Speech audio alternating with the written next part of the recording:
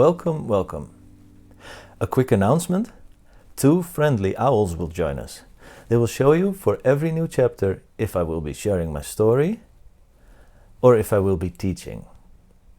When teaching, I will mostly explain the terminology that helped me change my belief system. Language is extremely powerful. A single word has the potential to open up an entire world of experience within us. Imagine what will happen if we all change our vocabulary together. We will change our collective experience. I will teach you the words that did that for me personally, believing that it can do the same for you. These are the different chapters of this video. If you are looking for a specific chapter, then you can pause the video right now to find it. Have fun watching. I hope you enjoy it.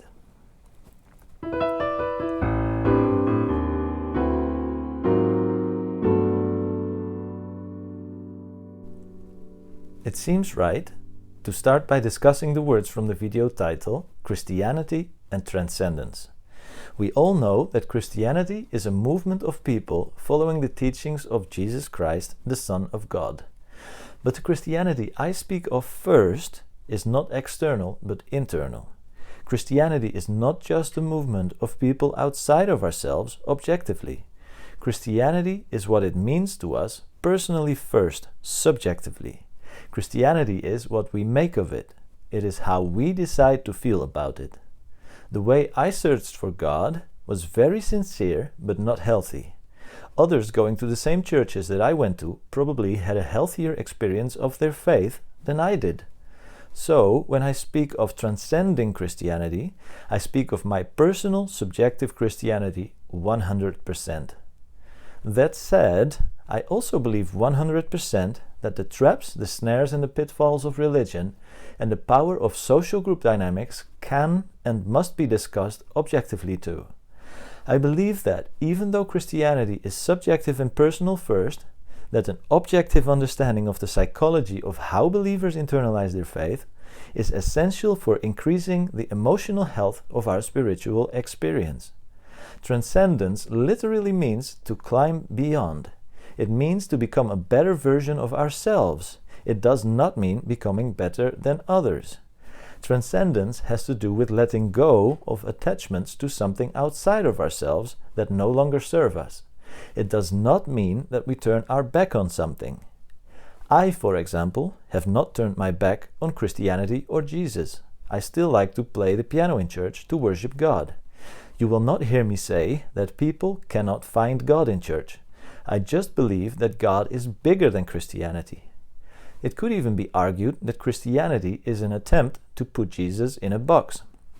As you can hear, I make a distinction between Christianity and Jesus. One could even wonder if Jesus would become a Christian if he would be alive right now. Jesus did not start Christianity. Non-believers did that by naming the believers Christians, after Jesus had ascended in Acts chapter 11. The believers then let themselves be put into that box. So, as I view it, Christianity was born from polarization because of a lack of emotional safety within people. I will discuss these terms later in the video. I do not call myself a Christian anymore. This has nothing to do with how I view Jesus or his sacrifice on the cross. And yet, salvation is something I only ever understood rationally. I never really understood it emotionally. If I need salvation, then sure, sign me up. If I need to understand more, then Jesus is more than welcome to reveal himself to me. I would love that. But I will not cling to my concept of Jesus anymore out of fear of being ultimately useless or worthless from the perspective of eternity. So I stopped trying to hold on to God to practice letting myself be held by God instead, allowing myself to start following the movement of my inner being while being aware of my unity with God. As a further introduction, I would like to say that I intend to be sharp but not judgmental, and that I see plenty of beauty in Christianity too. I know believers and church leaders that seem to have a very healthy belief system. I remember a pastor telling about how he was regularly led by God to places within himself that needed healing. making him wonder about how much he proved to be hurt by seemingly insignificant things that had happened to him in his past. My wife identifies with Christianity comfortably, and I think she is a superhero when it comes to emotional health. If comparing ourselves with others would be a good thing, then you could even say that my wife has progressed beyond me on her spiritual journey because she can move within Christianity without attachment to church building, while I still move outside of Christianity to practice letting go of my attachments to it. But even though I do see beautiful things within Christianity, these beautiful things are not what I associate Christianity with. To me, Christianity is the terrible box I try to squeeze myself into in a very unhealthy way, by radically casting huge parts of myself out of my awareness into the darkest corners of my subconsciousness. This video is meant as an invitation to identify with our shared humanity first, before identifying with our beliefs. To do this, I believe it is necessary that we go within ourselves and confront the subconscious motivations behind our beliefs, no matter on which side of the polarization we are. If you are looking at this video hoping to find a lecture against Christianity or religion, then this video may disappoint. If you are on the other side, hoping that the radical Christian Ruben you knew in the past is not sharply discussing Christianity, then this video may disappoint as well. I plan to stay exactly in the middle. Thoughts and messages can be healing for a person with a certain type of consciousness, while it can be poison for a person with another type of consciousness at the same time. If this video is poison for you, then feel free to treat it as such. It is up to you to distinguish poison from discomfort. Don't let me or anyone tell you what to do. The goal of this video is to help you connect with yourself. Only you can decide if your beliefs come from within or from without, and if your beliefs help you, or if you use your beliefs to run away from yourself.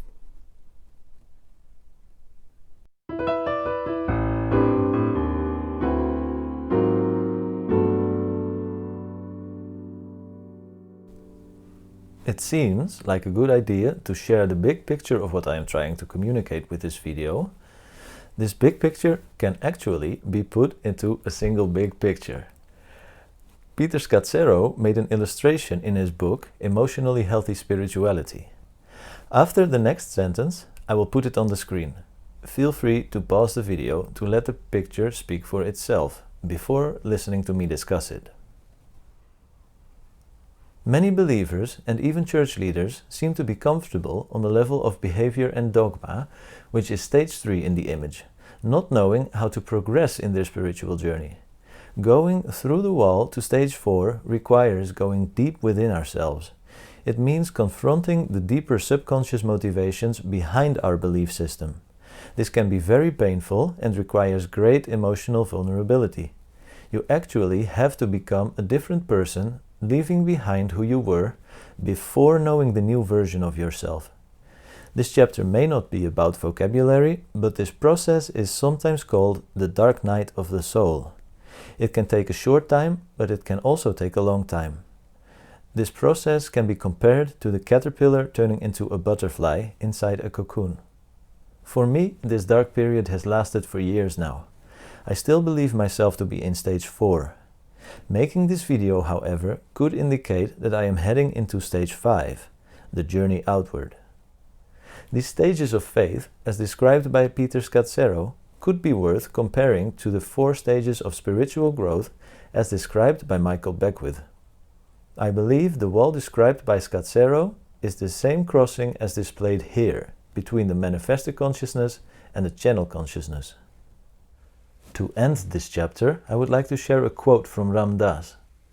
Enlightenment is the ego's ultimate disappointment, and that is the predicament.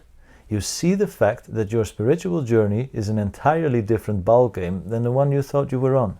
It is a different path than you thought you were on. And it is very hard to make that transition. A lot of people don't want to. They want to take the power from their spiritual work and make their life nice. And there is a grief when who you thought you were starts to disappear.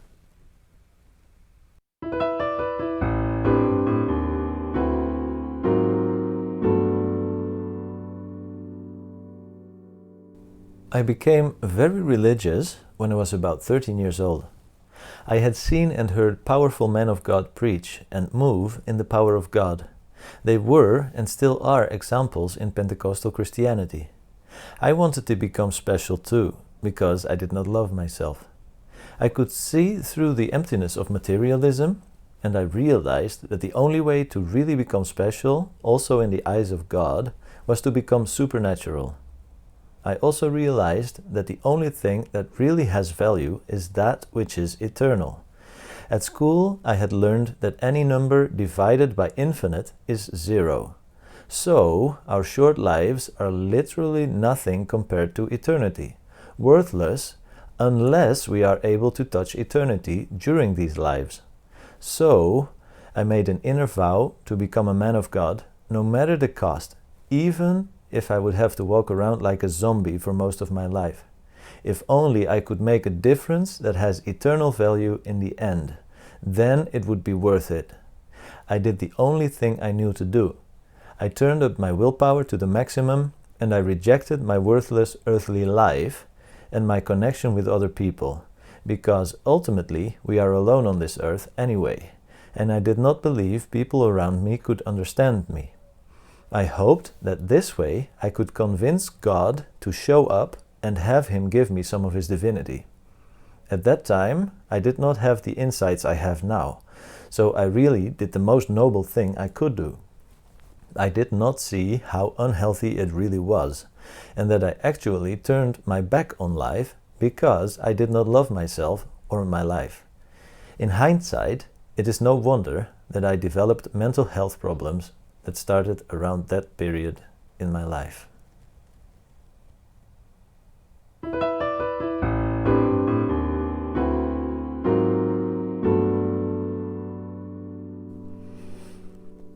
Understanding our need for emotional safety is critically important if we want to increase the health of our spiritual experience.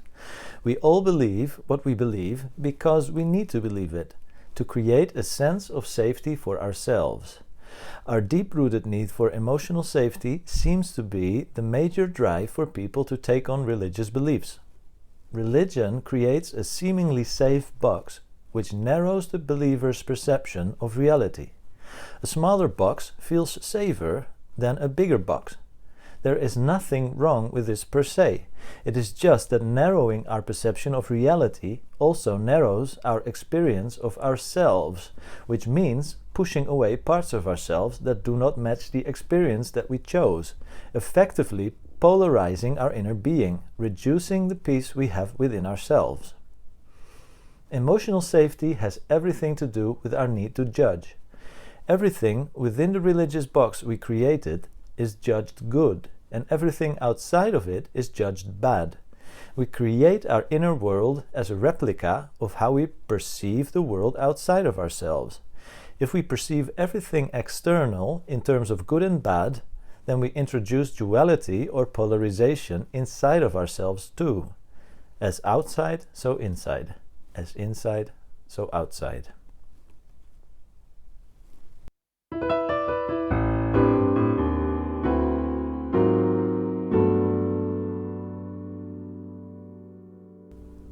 It can seem natural to cling to things outside of ourselves that resonate with our inner programming, which feels safe, and to push away what we were programmed to judge or fear, which does not feel safe. The technical terms for these mechanisms are attachment and detachment, clinging and pushing away. Letting go of our attachments or detachments is called non-attachment, which is how we can grow. Non-attachment is sometimes misunderstood as resignation, which is not it. Michael Beckwith says in his book Life Visioning that attachments hold you hostage to habitual patterns. One of the greatest gifts you can give yourself is to gently, compassionately work on releasing attachments. Non-attachment does not mean living in a cave just for the sake of becoming non-attached. Non-attachment means letting go of clinging to cherished desires, opinions, beliefs, and thought and behavior patterns that are the cause of unskillful habits, compulsions, and neuroses. Attachment is an exaggerated attraction we have toward people, situations, environments, possessions, and our own projections about how it ought to be. Also included are our mindsets of justification, rationalization, and our inner armor we've built around our heart to protect us from hurt. When we are attached to a particular defense mechanism, for example, we fear letting it go because we become vulnerable, which causes us to feel exposed, unsafe, and insecure. When the habit of being defensive arises in our interactions with others, we tend to defend even our defensiveness. Detachment is saying, I'm not going to play anymore because I don't want to be hurt or suffer loss. It often leads to withdrawal. Non-attachment is playing full out, with all systems go, without attachment to the outcome. While detachment and attachment push us away from love, non-attachment takes us toward love. Non-attachment is an affirmative self-relating to our true essence, our highest potentiality. End of quote. I am living proof that entire religious belief systems can be a survival mechanism to which we can be firmly attached. I needed a very long time before I could let go of God to practice letting myself be held by God instead. I needed to go very deep within myself before I could free myself from my concept of Jesus, which had a death grip on me. I finally got to the point where I could see that letting go did not mean turning my back on Jesus or God or salvation. To show how this worked for me, I would like to talk about the parable of the prodigal son from Luke chapter 15. I assume you all know about this parable of the father with two sons, in which the elder son stayed at home while the younger son went away, squandered his inheritance, and went back home when he ran out of money, where he was received with open arms by his father. I think the two sons can be seen as symbols for attachment and detachment. The elder son clung to his father's house and his duties, perhaps so that he could tell himself that he was doing well. And the younger son pushed away his father's house and his duties, perhaps because he missed a sense of freedom. In Dutch, this parable was named the parable of the lost son. This naming could inspire judgment or fear about detachment. My therapist named it in plural, the parable of the lost sons, to indicate that both of them were lost in their own way. But I decided to simply call it what Jesus called it in the first sentence, the parable of the two sons. Both sons simply had their own processes, which did not affect their identities as sons of their father. I believe this parable could be an invitation to become a third son, which would be a symbol for non-attachment. By embracing this approach, we can free ourselves from the relational blocks of our attachments and detachments, or even our judgments about our attachments and detachments.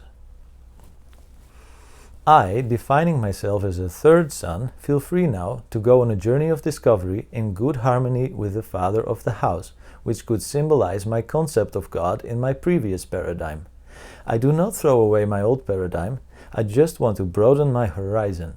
Between me and God, I now feel this freedom to follow my heart and that it is okay. The Bible also tells us to examine all things and to hold fast to what is good. 1 Thessalonians 5:21, which also helped me to allow myself to practice non-attachment and to follow my heart.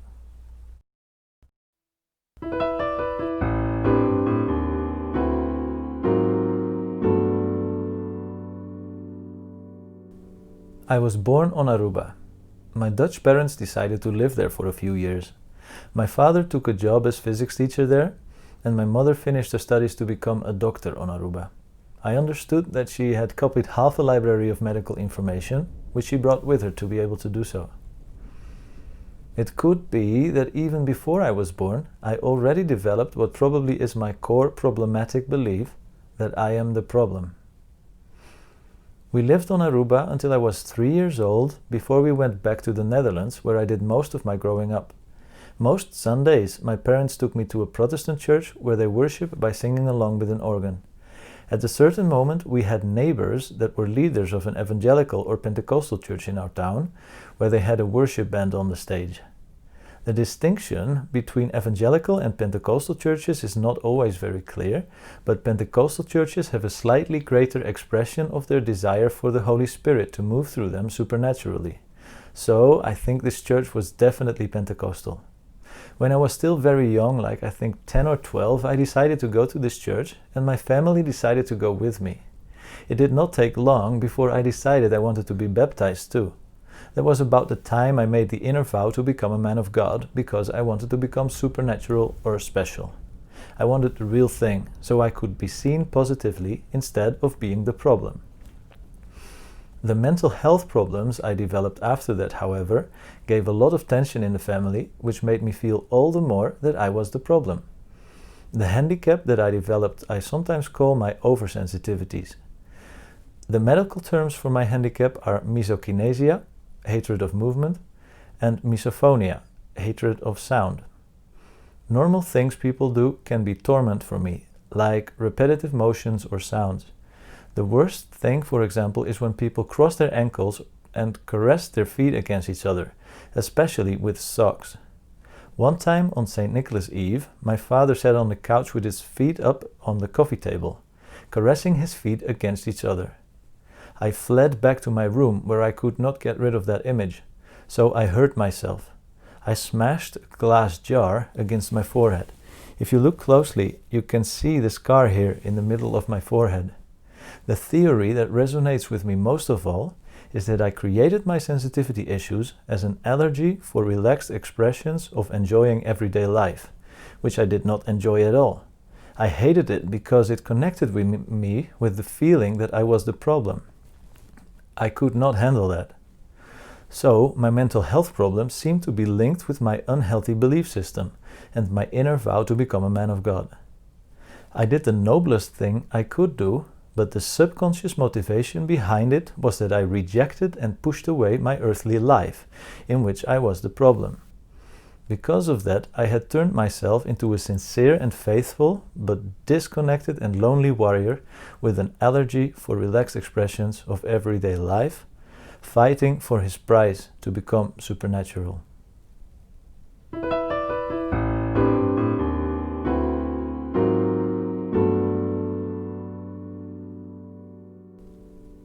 Our awareness is the part of our consciousness that we are aware of.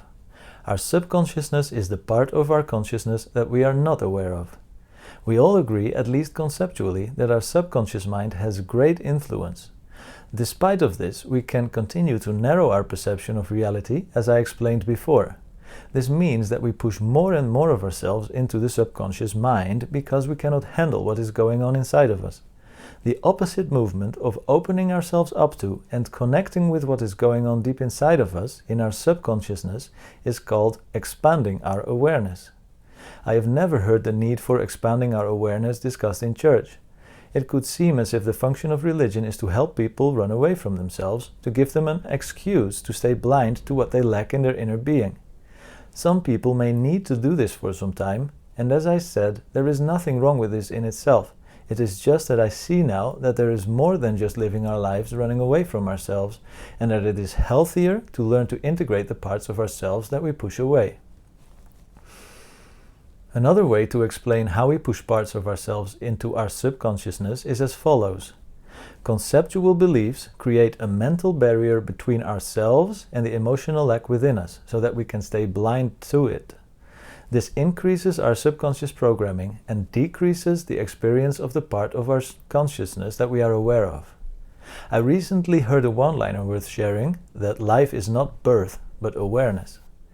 Clinging to conceptual beliefs helps us survive to live superficially and to judge ourselves on the level of behavior, so that we can tell ourselves that we are doing well. Dr. Shefali Tsabari shared a profound insight in one of her talks. Conceptual beliefs are not solid within us because subconsciously they translate to "I don't know." She asked her audience if they believed they were some positive quality. The answer with the crux of the matter came from someone that said, "I do not believe that I am, I just am." True faith has to do with our identity and goes beyond conceptual belief. It does not create a mental barrier between ourselves and our emotional lack within us. Expanding awareness of what is going on inside of us by talking about our feelings with each other is a bit tricky. Talking about our triggers consciously and vulnerably instead of talking from our triggers is a skill we all have to learn to avoid triggering each other. Talking about our feelings can be good for gaining insight, which could help us connect with ourselves. But rational analysis can also be done as a survival mechanism to avoid true connection with ourselves. So, also in this regard, nothing is good or bad on the level of behavior. Everything falls or stands on the level of experience. Furthermore, we should not get stuck in trying to analyze ourselves from within the damaging emotions of our past, because this will only stabilize the damaging emotion. In our everyday lives, throughout the day, it is better to practice the elevated emotions that go with the better future that we envision for ourselves. And then there are specific moments and practices that can help us talk about and connect with our deepest pain and trauma so that we can heal. One such expanding practice that I believe deserves attention is breathwork. By doing a sort of mindful hyperventilating, it is possible to let suppressed parts of ourselves emerge. By calmly staying with these old emotions while breathing deeply, allowing them to happen, we can heal. This practice does not require any rational analysis at all. You do not have to understand what is happening. This method feels very safe too, because if it gets too difficult, you can just stop breathing. Or, stop doing the exercise. Connecting with our subconsciousness emotionally like this can also result in automatic popping up of realizations of what is bothering us. For example, that we are still influenced by what happened to us when we were 5 years old. This is the other way around, by letting our subconsciousness speak to our rational mind. This way we can connect to our subconsciousness first, instead of trying to use our rational mind to pry our way into our subconsciousness without wanting to be vulnerable. This is why it is said that we should not focus on solving our problems, but rather on expanding our awareness, which will result in problems being solved.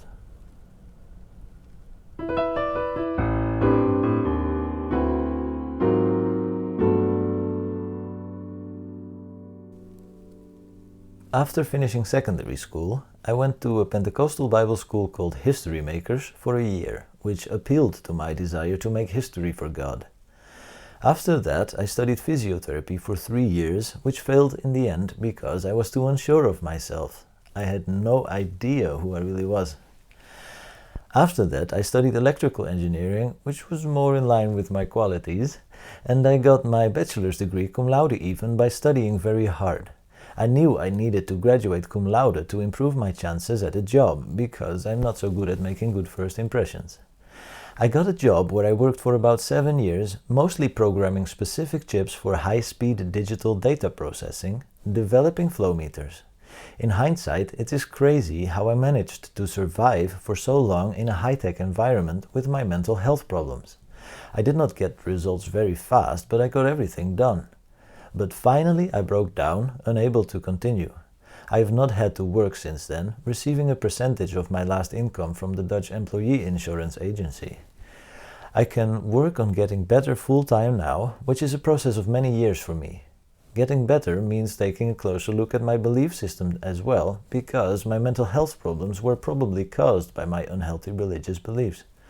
I also make this video as a sort of a conclusion of the transition I made in my belief system, now valuing the relationship I have with myself over wanting to believe the right thing. I have time to make this video now because I don't have to work. And I think making this video is worth it, not just for myself, but also for others, because I believe I have insights and a story that are worth sharing.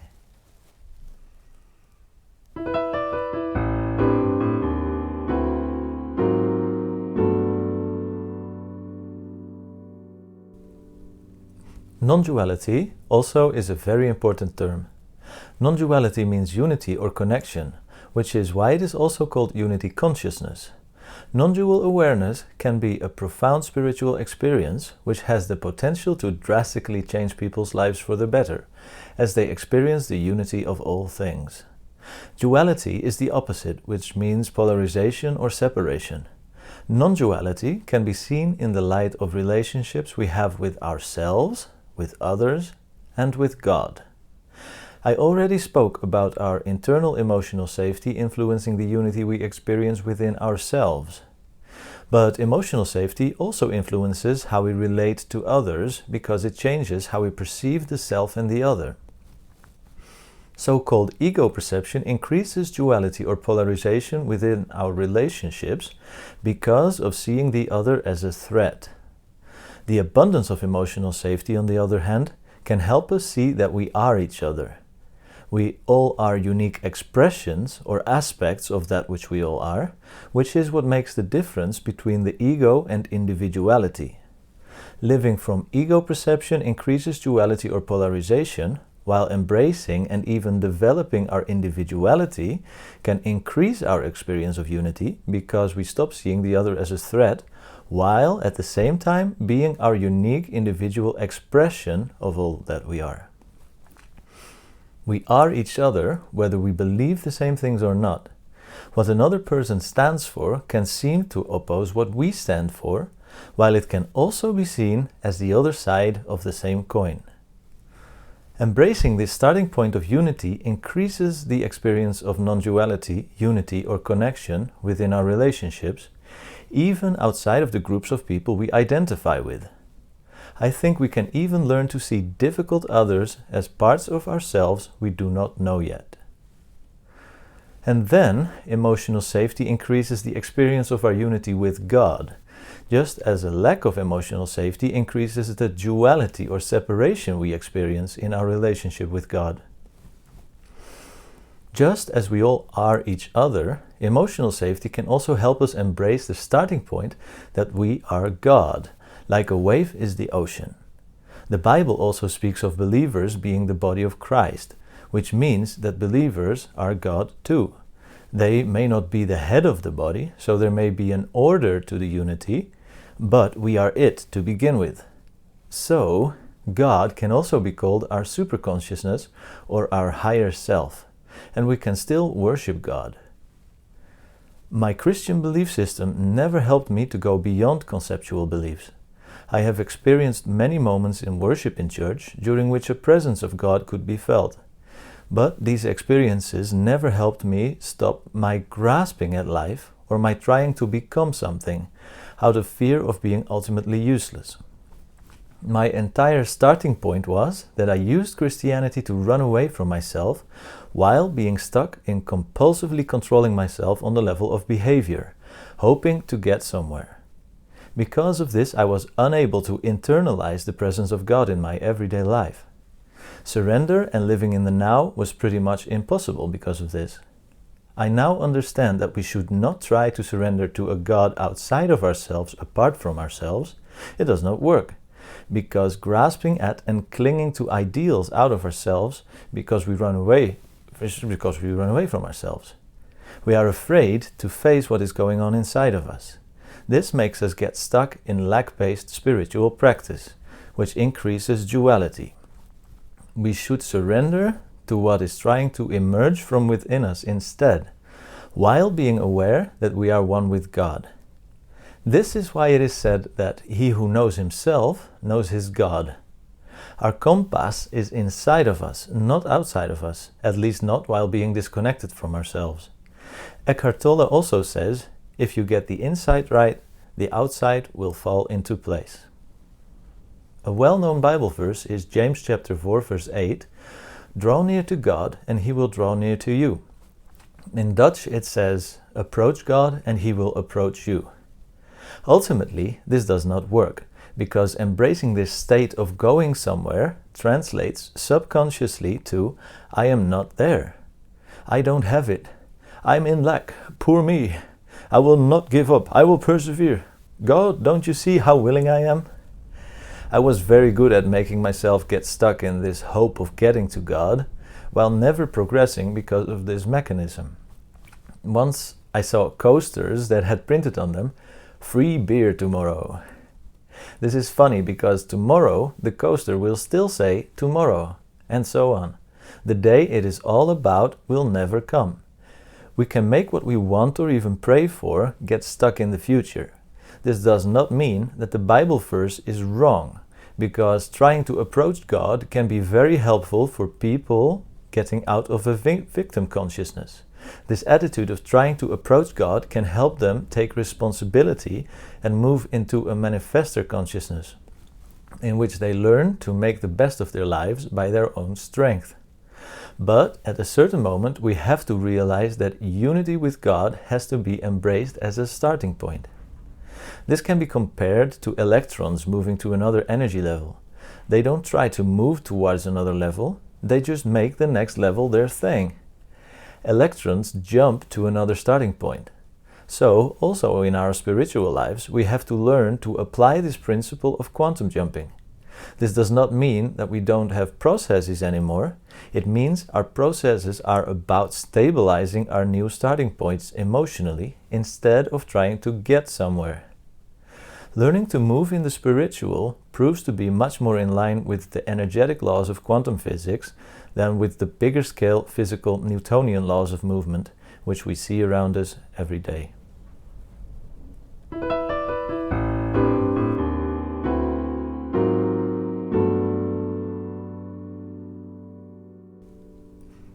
Even though I believe that God is more relational than all of us put together, and my relationship with God is a priority, I found that seeing God as a person first made me project my human limitations onto God.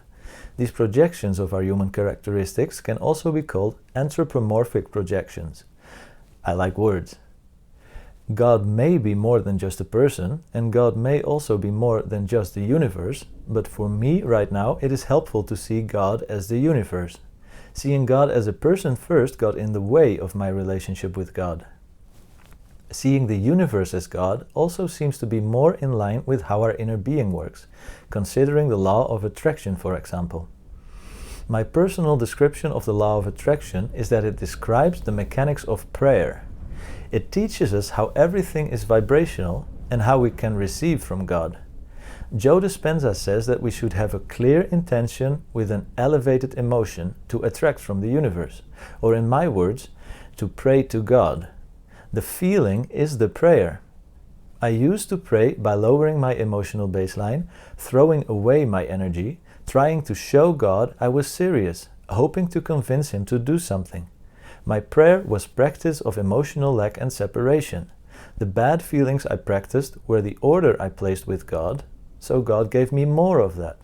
But now I am training myself to feel gratitude, joy, love, and even bliss or ecstasy. Alan Watts said in one of his talks that it could be good for serious believers to embrace that it is their solemn duty to enjoy themselves. For me, that actually works. And Joe Dispenza also helped me understand that increasing our emotional baseline is the only way to go. Happy feelings are not just acceptable if they happen sometimes, it is our solemn duty to feel better about ourselves, because our feelings are the prayer. I am trying to step into the practice of emotional abundance. So, this is also a reason why I embrace seeing the universe as God. I feel that it helps me right now, if only because the people that can explain how our inner being works related to the unseen explain it like this. To end this chapter, I would like to share an insight that came to me during meditation, which helps me emotionally. If the universe is God, then God is also in the air around me. Connecting this with the idea that God is love and that the air is continuously hugging me from all sides, gives me a loving sense of security and comfort. And with every breath I take, the air becomes me and I become it. I decided to keep doing this meditation, and I do not believe that this insight would have come to me in my previous paradigm, in which God is a person first.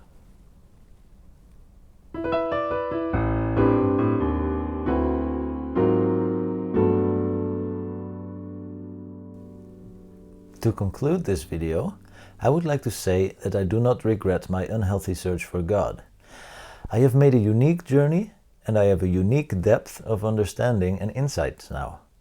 I believe I have gotten to know God better, even if mostly by learning what God is not.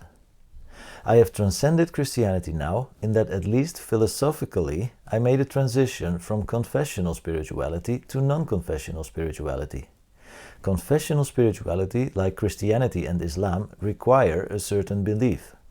In some aspects at least, confessional spirituality values what to believe over how to believe, while the health of spiritual experience is not determined by what we believe, but by how we believe.